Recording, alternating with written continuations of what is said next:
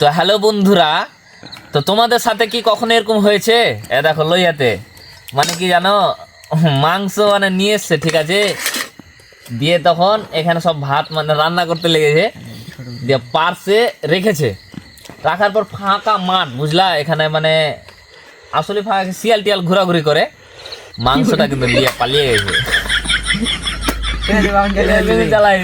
পাঞ্জরে ছিল বেগুনের ভুঁই, হ্যাঁ, বেগুন লেসি কটা বেগুন কেটে আর দুই নাকা পাঠাচ্ছি ডিম আনতে। দেখি এখন বাজছে রাত 11টা, পাওয়া যাচ্ছে কি পাওয়া যাচ্ছে না। আর এত কষ্টের কথা এরকম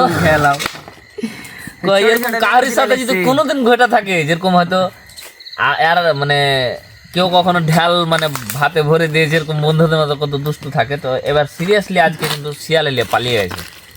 এটা মোমেন্ট ঠিক হলো না।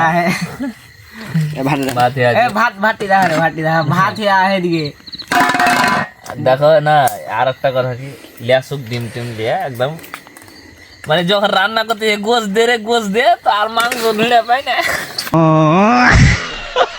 দেখতে পাইছো কিনা ওই বেগুন খানিতে আর 10টা ডিম লেনা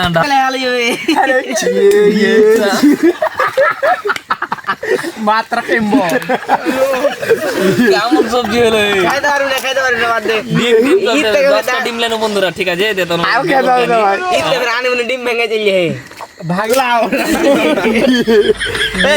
কি বলবি, খাওয়া যাবে না, খাওয়া যাবে না, চাষ করবো, খাওয়া যাবে না, ঠিক আছে না, ঠিক আছে, খাওয়া যাবে, খাওয়া যাবে।